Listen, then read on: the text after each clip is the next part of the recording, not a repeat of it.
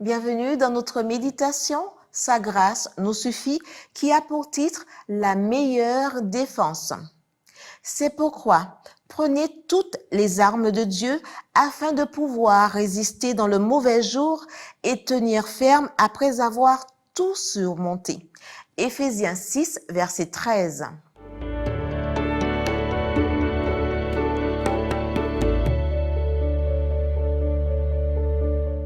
Paul utilise l'image du soldat pour illustrer l'armure du croyant.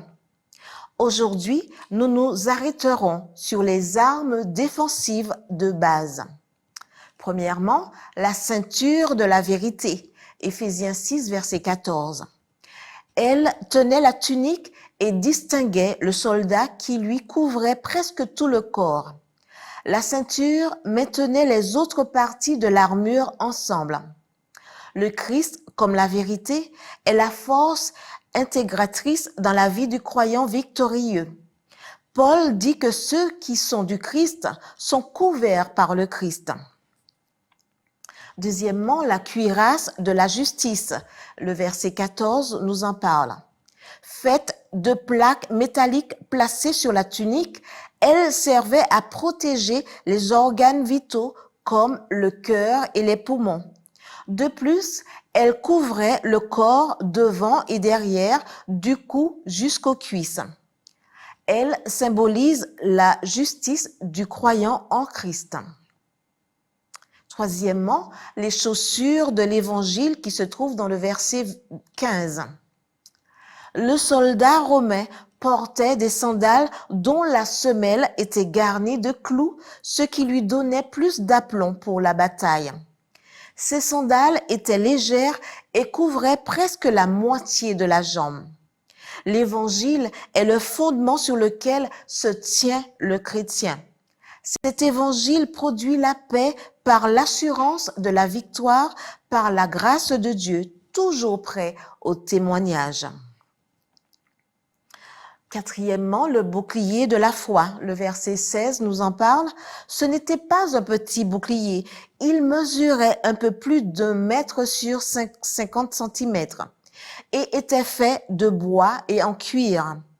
Il protégeait des lances, des flèches et des flèches enflammées.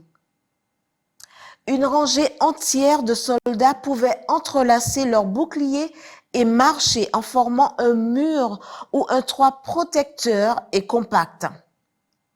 Dans la lutte, le croyant n'était pas seul. Nous sommes une armée ayant une foi vivante dans la puissance de Dieu. Ensuite, le casque du salut, voir le verset 17. Si les flèches de l'ennemi touchaient le bouclier, elles s'éteignaient et tombaient. C'est pourquoi on visait la tête. Le casque sur la tête illustre un esprit contrôlé par Dieu. Le casque ou homme avait pour fonction de protéger la tête et la nuque. Le croyant qui étudie la Bible et la met en application est protégé par le casque du salut.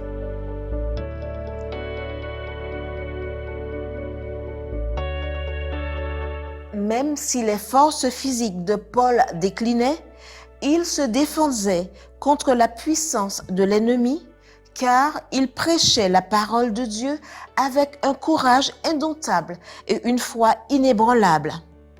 Revêtu de l'armure toute puissante de Dieu, ce soldat de la croix avançait face au combat. D'une voix joyeuse, il annonçait qu'il sortirait triomphant de la lutte. Combattons ensemble, revêtus de toute l'armure de Dieu. Amen.